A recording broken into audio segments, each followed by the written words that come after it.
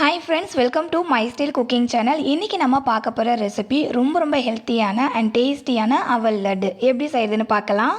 குழந்தைங்களுக்கு ஹெல்த்தியான evening snack கொடுக்கணும் அப்படின்னா லட்டு செஞ்சு கொடுக்கணும் அப்படின்னா இந்த ரெசிபி உங்களுக்கு ரொம்பவே யூஸ்ஃபுல்லாக இருக்கும். வீடியோவை ஸ்கிப் பண்ணாமல் பாருங்கள். வீடியோக்குள்ளே போகிறதுக்கு முன்னாடி இந்த வீடியோ பார்த்துட்டு இருக்க எல்லா ஃப்ரெண்ட்ஸ்கிட்டையுமே ஒரு சின்ன ரெக்வஸ்ட், நீங்கள் இன்னும் நம்ம சேனல் மை ஸ்டைல் குக்கிங்கை சப்ஸ்கிரைப் பண்ணலை அப்படின்னா ப்ளீஸ் ஃப்ரெண்ட்ஸ் சப்ஸ்கிரைப் பண்ணிக்கோங்க. முக்கியமாக இந்த ரெசிபி பிடிச்சிருந்தா ஒரு சின்ன லைக் கொடுத்துடுங்க. உங்களுடைய ஃபீட்பேக்கையும் என் கூட தாராளமாக ஷேர் பண்ணிக்கலாம். வாங்க ரெசிபிக்குள்ளே போகலாம்.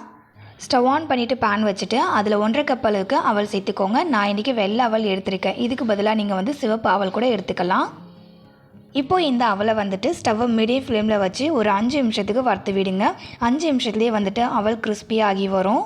ஃப்ரெண்ட்ஸ், ஆல்ரெடி நம்ம சேனலில் சிவப்பு அவலில் லட்டு எப்படி செய்யணுன்ற ரெசிபி நான் அப்லோட் பண்ணியிருக்கேன். அது மட்டும் இல்லாமல் நிறைய ஹெல்த்தியான லட்டு ரெசிபிஸும் இருக்குது. அந்த ரெசிபியோட லிங்க் எல்லாத்தையுமே இந்த வீடியோ கீழே டிஸ்கிரிப்ஷனில் தரேன், செக் பண்ணி பாருங்கள். எல்லா லட்டு ரெசிபியுமே அவ்வளோ மருத்துவ குணங்கள் நிறைந்த லட்டு ரெசிபிஸாக இருக்கும். ஸோ மறக்காமல் செக் பண்ணிக்கோங்க. இப்போது அவளை ஒரு 5 நிமிஷம் வறுத்து விட்டதுக்கப்புறம் கையில் இந்த மாதிரி எடுத்து நொறுக்கி பாருங்கள். நல்லா நொறுங்குதில்ல. இப்போது அவள் நல்லா வரப்பட்டு இருக்கு. இந்த மாதிரி நல்லா கிறிஸ்பியாக ஆகிற வரைக்கும் வறுத்து விட்டுக்கணும். இப்போது இந்த அவலை ஒரு பிளேட்டில் மாற்றி வச்சுட்டு சூடார விட்டுருங்க. அடுத்து இதே பேனில் 3/4 கப் அளவுக்கு வேர்க்கடலை சேர்த்துட்டு இந்த வேர்க்கடலையும் வறுத்து விட்டுக்கலாம்.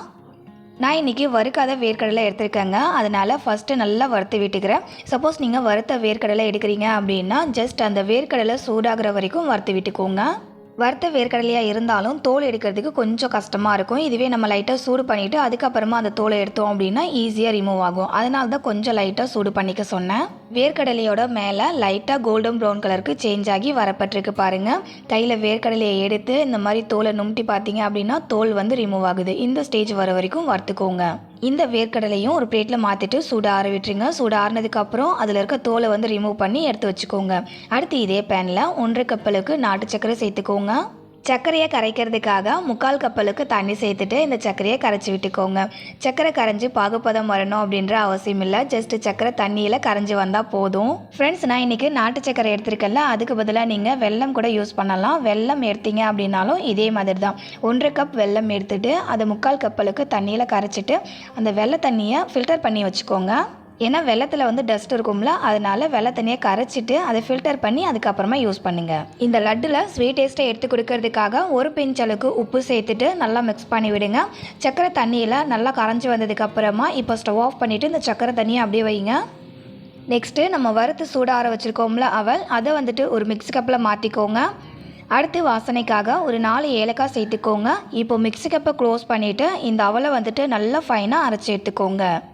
அவல் அரைக்கிறதுக்கு ரொம்பவே ஈஸியாக இருக்கும். இந்த அளவுக்கு நல்லா ஃபைனாக அரைச்சி எடுத்துக்கோங்க. அவலை அரைச்சதுக்கப்புறமா இப்போ இதை ஒரு பவுலில் மாற்றிக்கோங்க. அடுத்து இதே மிக்ஸி கப்லேயே நம்ம வறுத்து வச்சுருக்கோம்ல வேர்க்கடலை, அதை தோலை எடுத்துகிட்டு அந்த வேர்க்கடலையே இந்த மிக்ஸி கப்பில் சேர்த்துக்கோங்க. இந்த வேர்க்கடலையை ஃபைனாக அரைச்சிடக்கூடாது. 1-2 அரைப்படுற போல் குறைப்பாக அரைச்சிக்கோங்க. அரைச்சிட்டு அந்த வேர்க்கடலையை நம்ம ஏற்கனவே அவலை அரைச்சி சேர்த்து வச்சுருக்கோம்ல ஒரு பவுல், அதில் சேர்த்துக்கோங்க. வேர்க்கடலையை பாருங்கள், 1-2 கொஞ்சம் குறைப்பாக அரைச்சிருக்கேன். வேர்க்கடலை அங்கங்கே முழுசாக இருக்கிற போலவும் இருக்கணும். நெக்ஸ்ட்டு இது கூட 1/4 கப் அளவுக்கு தேங்காய் துருவல் சேர்த்துக்கோங்க. சேர்த்துட்டு தேங்காய் துருவல், வேர்க்கடலை, அவல் இது மூணுமே ஒன்றா மிக்ஸ் ஆகிற அளவுக்கு கையால் அந்த மாதிரி பிசைஞ்சு விடுங்க. இந்த அவல் லட்டில் ஃப்ரெஷ்ஷான தேங்காய் துருவல் சேர்த்து செஞ்சீங்க அப்படின்னா டேஸ்ட் அவ்வளோ சூப்பராக இருக்கும்.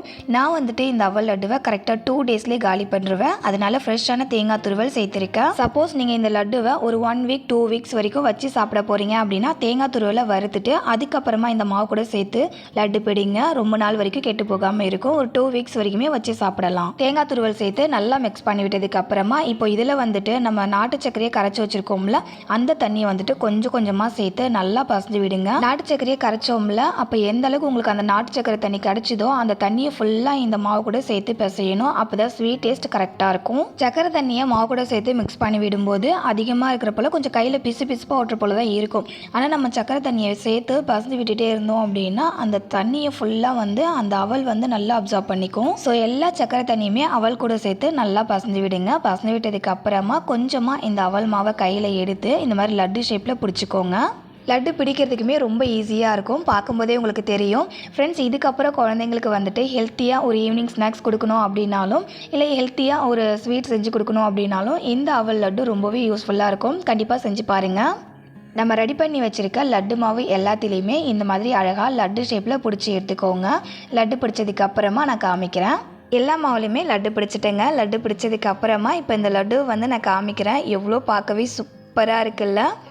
இந்த லட்டுவை நான் 2ஆக புட்டு காமிக்கிறேன். எவ்வளோ சாஃப்டாக இருக்குது அப்படின்றத பாருங்கள். அவ்வளோ சாஃப்டாக இருக்கும்.